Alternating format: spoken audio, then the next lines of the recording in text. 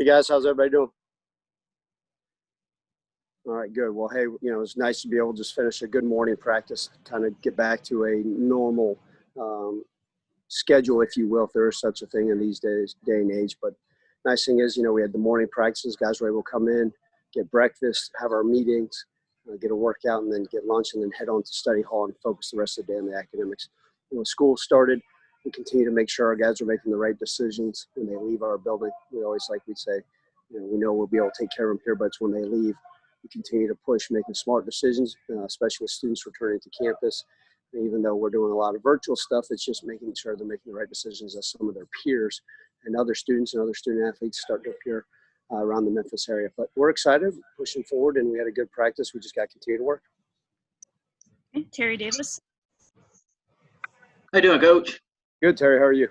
All right. This is going to be the first class in forever for this team to never have a losing season and not go to a bowl. How do you keep those guys hungry?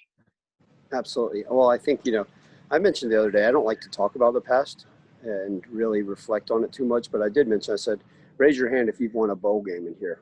And guess what? Nobody could raise their hand, and that includes myself. So we always talk about having our chip on our shoulder. Plus, it's the grit and grind mentality of the city of Memphis, right? We believe in fighting every day for everything, and it's not going to be easy. Nothing will be handed to us. So our guys are hungry. We challenge them, try to coach them hard so they have the understanding of what they need to work hard for and to accomplish.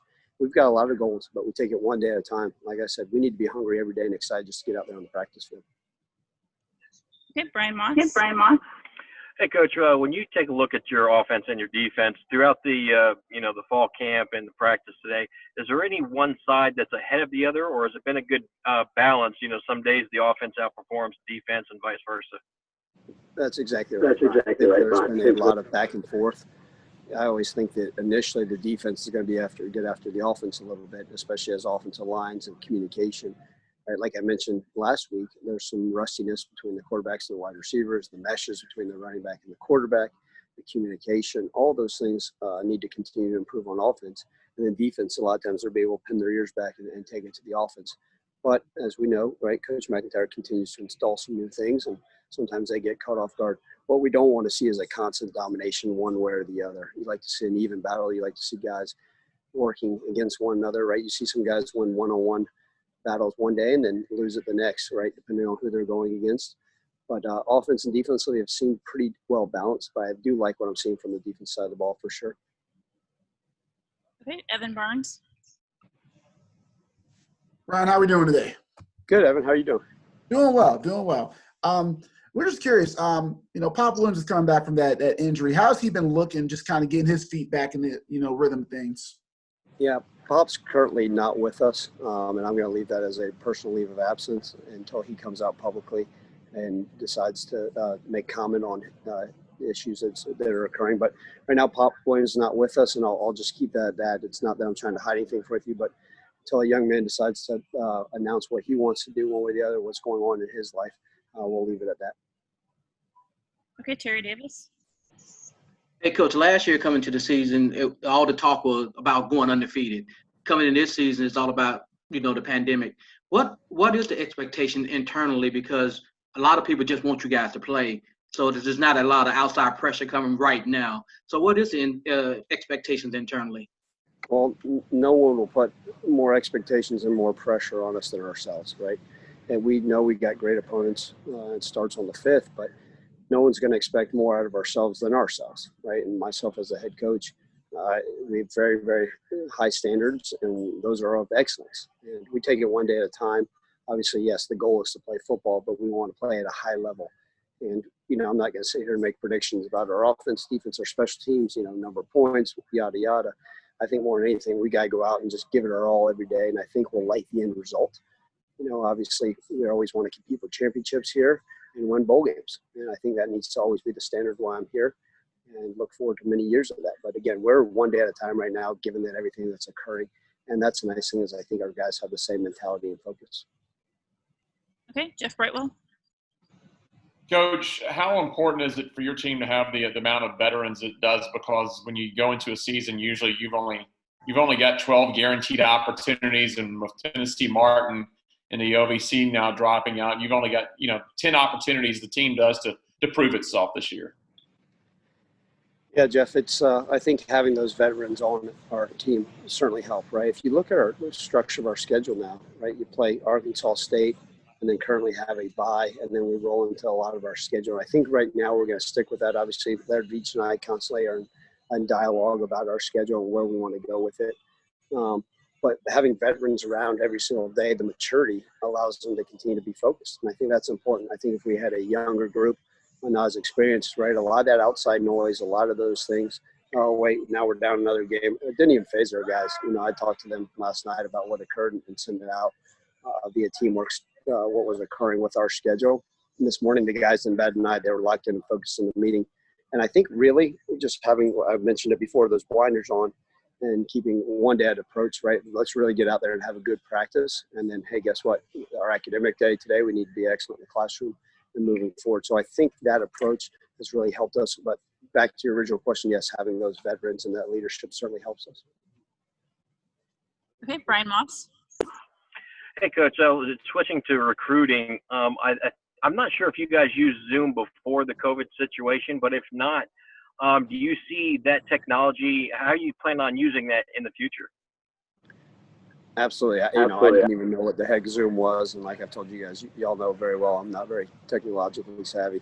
So, but we've been able to use it, and I do foresee it going forward, right? Things like FaceTime and Zoom have been huge for us, to be able to show our facilities, right? Because, we do like to recruit regionally, but sometimes the guy may not be able to travel, a family member may not be able to get there. So we're able to use those things to show our wonderful facilities, show off our stadium, our indoor, to talk about our academics, sit down, right? We can pass the phone around a lot easier. So we're going to continue to take advantage of things that we've learned during these unfortunate times and to make us better recruiters moving forward. And we got a great recruiting department. It's obviously very bright and very creative. So I think Zoom and FaceTime and those things are going to allow us to be able to showcase more of the great things we have here.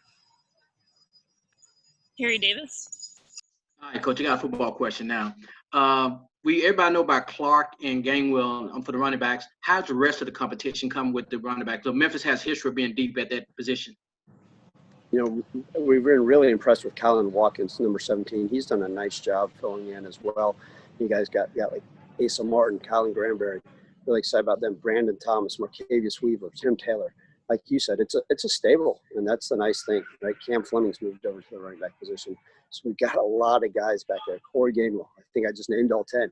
And excited about every single one. Obviously, we know that a lot of those guys, like number 19, special for us, but we don't feel like there's going to be much of a drop-off, no matter if number 1 goes in or number 10 on the depth. So really excited about that. Coach Anthony Jones does a wonderful job with that room, and we're excited about the future there.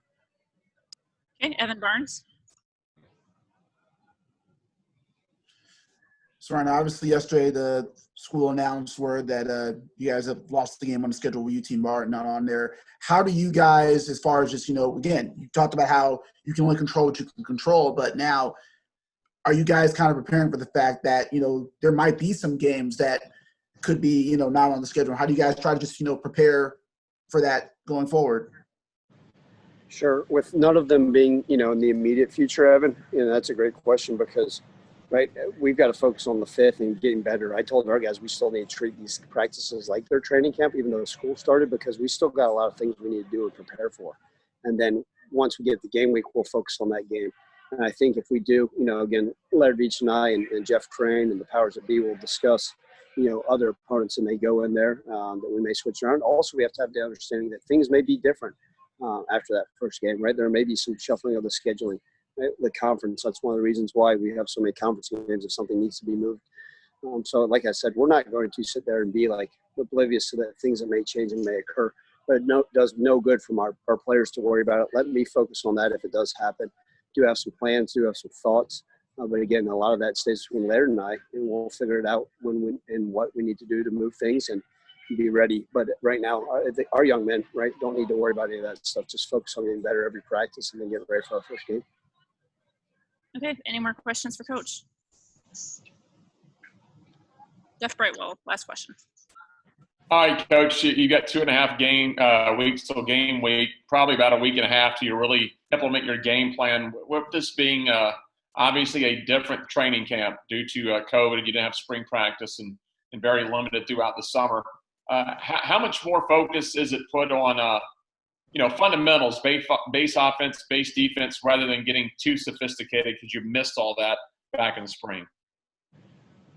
That's exactly right. I think with us, first and foremost, with us having a new defensive scheme, we don't have time to go be exotic and do a bunch of different stuff. I mean, our guys, like I said, this is practice number 10. And so they're very limited in the number of times they've been able to line up and actually base formational stuff and be ready for that. So I don't think you're going to see anything too crazy out of us offense, defense, or special teams, because you're exactly right. With us not having the access to our guys this spring, and then the way it worked, a lot of Zoom meetings, and even now with us starting school, right, we're at a 20-hour work week, so we're really limited on what we can accomplish. So I think it really focused on the fundamentals. And in fact, I challenged our staff this morning. I said, look, we'll be able to scheme, until we're blue in the face. We'll be able to come up with some great X's and O's, but we got to be great at our fundamentals, right? Our footwork, our first step, our alignments, our assignments and techniques, as we always talk about when we're grading film.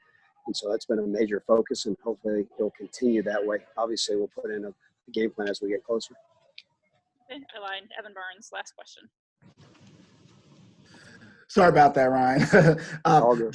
Yeah, just again for clarity. So you mentioned that Pop is not with the team. Is that something where just right now, or is it a permanent situation? Is the door open for him to return if possible? Can you elaborate? I think, yeah, Pop and I have had pretty solid communication a while back, and he's taking care of his business, and I think I probably need to continue that communication with him, where that will be. I'll never say never on a young man, right? People are dealing with different things throughout their lives right now, and if it's a personal matter now, if he wants to come out publicly and say something, again, I support him. He's a young man that I've had a good relationship with now, going on 5 years, that I know well, and so him and I need to continue to have dialogue to figure out exactly what he wants to do. But I'll never say never about him coming back. But he's a young man that's able to make decisions on his own, and whatever he decides finally to do, I support him 100%. Okay, that's it for Coach today. Thanks, guys. See you all tomorrow. Have a great day.